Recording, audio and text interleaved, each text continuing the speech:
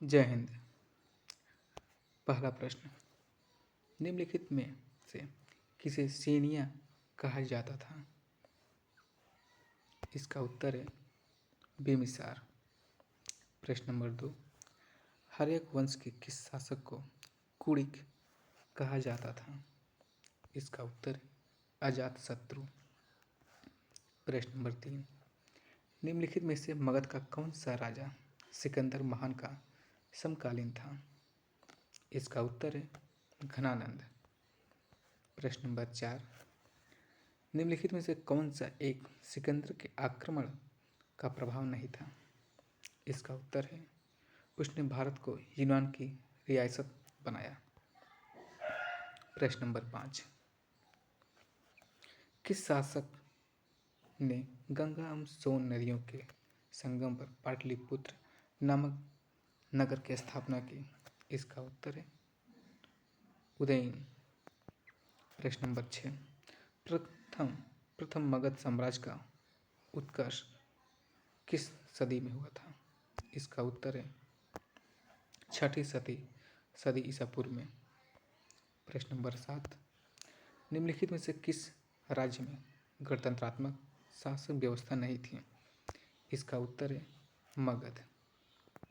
प्रश्न नंबर 8, निम्नलिखित में से किसे उग्रसेन कहा जाता था?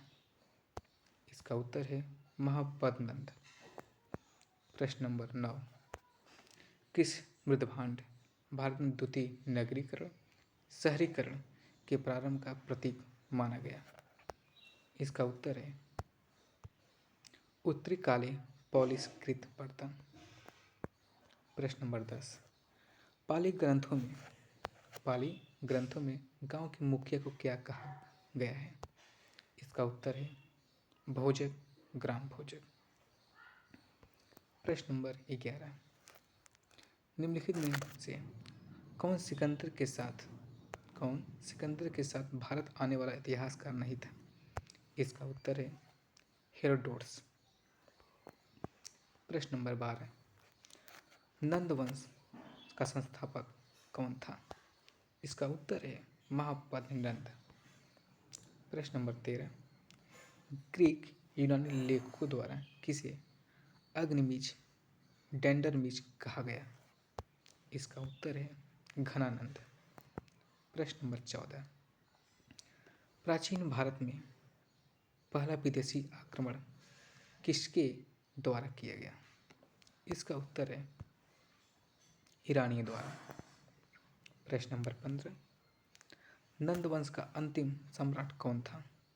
इसका उत्तर है घनानंद। प्रश्न नंबर 16, भारत में सिक्कों मुद्रा का प्रचलन कब हुआ? इसका उत्तर है 600 ईसा पूर्व में। प्रश्न नंबर 17, मगध के किस प्रारंभिक शासक के राज्यारोहण के लिए अपने पिता की हत्या की एवं इसी कारणवश अपने पुत्र द्वारा मारा गया? इसका उत्तर है अजातशत्रु। प्रश्न नंबर 18, ईरानी के खमनी वंश के किस शासक ने भारतीय भूभाग को जीतने के बाद उसे फारस साम्राज्य का 20वां प्रांत बनाया? इसका उत्तर है डेरियस डायरबाहु फर्स्ट। प्रश्न नंबर 19, विश्व का पहला गणतंत्र वैशाली में किसके द्वारा स्थापित किया गया? इसका उत्तर है लिच्छवी। प्रश्न नंबर 20, हाइडेस्पेस का विस्तृतता का युद्ध 326 BC किन किन शासकों के बीच हुआ? इसका उत्तर सिकंदर एवं पोरस के मध्य। प्रश्न नंबर 21, 6ठी सदी ईसा पूर्व के दौरान बड़े राज्यों के उदय का मुख्य कारण क्या था? इसका उत्तर है उत्तर प्रदेश और बिहार में व्यापक पैमाने पर लोहे का उपयोग। प्रश्न नंबर 22, मगध की प्रथम राजधानी कौन सी थी? इसका उत्तर है गिरिव्रज या राजगिरी। प्रश्न नंबर 23, मगध सम्राट बिंबिसार ने अपने राजवैद जीवन को किस राज्य के राजा की चिकित्सा के लिए भेजा गया था? इसका उत्तर है अवंती। प्रश्न नंबर 24, किस शासक ने अवंती को जीतकर मगध का हिस्सा बना लिया? इसका उत्तर है शिशुनाग। प्रश्न नंबर 25, निम्नलिखित में कौन सा एक बौद्ध ग्रंथ 16 महाजनपदों का उल्लेख करता है? इसका उत्तर है अंगुत्तर निकाय। प्रश्न नंबर 26, किस मगध सम्राट ने अंग का विलय अपने राज्य में कर लिया? इसका उत्तर है बिंबिसार। प्रश्न नंबर 27, शिशुनाग ने किस राज्य का विलय मगध साम्राज्य में नहीं किया? इसका उत्तर है काशी। प्रश्न नंबर 28, निम्नलिखित में से कौन एक मगध साम्राज्य की राजधानी नहीं रहा? इसका उत्तर है कौशाम्बी। प्रश्न नंबर 29, ईरान में खमनी वंश के किस शासक ने भारतीय भूभाग को जीतने के बाद उसे फारस साम्राज्य का 20वां प्रांत बनाया? इसका उत्तर है डेरियस या डायरबाउ फर्स्ट।